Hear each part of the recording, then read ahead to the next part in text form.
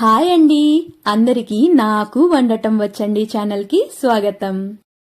ఈ వీడియోలో ఎంతో టేస్టీగా ఉండే కోలార్ చట్నీ ఎలా చేసుకోవాలో చూపిపోతున్నానండి.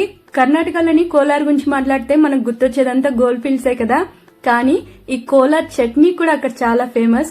సూపర్ గా ఉంటుందండి. టిఫిన్స్ లోకి చేసుకోవడం చాలా ఈజీ. దీనికోసం ఫస్ట్ అయితే నేను ఇక్కడ ప్యాన్ లోకి 1 టేబుల్ స్పూన్ వరకు ఆయిల్ తీసుకుంటున్నాను. ఈ ఆయిల్ లోకి 2 టేబుల్ స్పూన్ల శనగపప్పు, అలాగే 3 టేబుల్ స్పూన్లంతా పల్లీల్ని యాడ్ చేసుకోవాలి. ఇప్పుడు వీటిని చక్కగా మనం ఆయిల్లో బాగా వేగనివ్వాలండి. చూస్తున్నారు కదా, ఈ విధంగా కలర్ చేంజ్ అయిపోయి చక్కగా వేగిపోవాలి. ఇప్పుడు వీటిని మనం పక్కకు తీసేసుకుని చల్లారడానికి పెట్టేసుకుందాం. ఇప్పుడు ప్యాన్ లో మిగిలిన ఆయిల్లోకి పొట్టు తీసిన 5-6 వెల్లుల్లిపాయ రెబ్బలు, కారాన్ని సరిపడా ఎండుమిరపకాయలు నేను ఇక్కడ 7 నుంచి 8 వరకు తీసుకున్నాను. అలాగే ఒక 2 మీడియం సైజ్ టొమాటోల్ని కాస్త పెద్ద పెద్ద ముక్కలుగానే కట్ చేసి వేసుకోవాలి. ఫస్ట్ అయితే వీటిని టొమాటోలు ఒక 50% వేగేంత వరకు ఫ్రై చేసుకోవాలి. కాస్త ఈ విధంగా వేగిన తరువాత ఇందులోకి రుచికి సరిపడా ఉప్పు, నేను ఇక్కడ కల్లుప్పు వేసుకున్నాను, మీరు సాల్ట్ అయినా యాడ్ చేసుకోవచ్చు.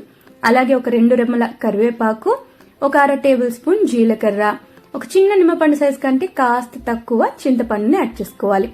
ఇప్పుడు వీటిని కలుపుకుంటూ టొమాటోలు కంప్లీట్ గా మెత్తబడిపోవాలి, గుజ్జు గుజ్జుగా, అంతవరకు మనం దీన్ని ఫ్రై చేసుకోవాలి. చూస్తున్నారు కదా, ఈ విధంగా ఫ్రై అయిన తర్వాత వీటిని పక్కకు తీసుకుని చల్లారిన తర్వాత అన్నిటిని మిక్సీ జార్లోకి షిఫ్ట్ చేసుకుని ఇందులోకి కొంచెం కొంచెం వాటర్ యాడ్ చేసుకుంటూ దీన్ని బాగా మెత్తటి చట్నీ లాగా గ్రైండ్ చేసుకోవాలి.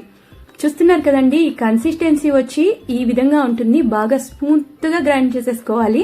ఈ విధంగా గ్రైండ్ చేసుకున్న చట్నీలోకి మీరు ఎంత వాటర్ అయితే కావాలనుకుంటారో అది యాడ్ చేసుకుని కన్సిస్టెన్సీని అడ్జస్ట్ చేసుకోండి.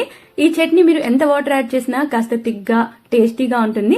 ఇప్పుడు ఇందులోకి పోపు కోసం ఆయిల్ 1 టేబుల్ స్పూన్ వేసుకున్నాను. అలాగే 1 టేబుల్ స్పూన్ పోపు దినుసులు, వీటిని చక్కగా మనం చిటుపట్లాడి బాగా వేగనివ్వాలి. వేగిన తర్వాత ఇందులోకి 1 రెమ్మ కరివేపాకు యాడ్ చేసుకోవాలి. అంతే అన్నమాట. దీనికి పోపు కోసం మనం ఇంకేం అవసరం లేదు. మీరు కావాలనుకుంటే ఒక ఎండుమిరపకాయ తుంచి వేసుకోవచ్చు.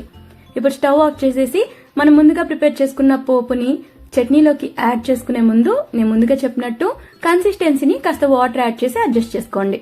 తర్వాత పోపు వేసి మనం చక్కగా చట్నీ మొత్తంలోకి కలిసేలాగా మిక్స్ చేసేసుకుంటే ఎంతో టేస్టీ అయిన కర్ణాటక స్పెషల్ కోలార్ చట్నీ అయితే రెడీ అయిపోయింది. చాలా టేస్టీగా ఉంటుందండి. మీరు ఒకసారి దీన్ని టేస్ట్ చేస్తే గానీ అర్థం కాదు. జస్ట్ శనగపప్పు అండ్ పల్లీలతో చేసిన ఈ చట్నీ టిఫిన్స్ లోకి ది బెస్ట్ కాంబినేషన్. మీరు ఇంతవరకు దీన్ని ట్రై చేయకుండా ఉంటే ఇడ్లీ కానీ, దోశ, ఊతప్పం, పొంగల్, ఉప్మా ఎందులోకైనా ట్రై చేయండి, సూపర్ గా ఉంటుంది. సో దీన్ని ట్రై చేసిన తర్వాత మీకు నచ్చినట్టయితే లైక్, షేర్ ఇంకా కామెంట్ చేసేయండి. ఛానల్ ని మీరు ఇంతవరకు సబ్స్క్రైబ్ చేసుకున్నట్లయితే తప్పకుండా సబ్స్క్రైబ్ చేసేసుకోండి.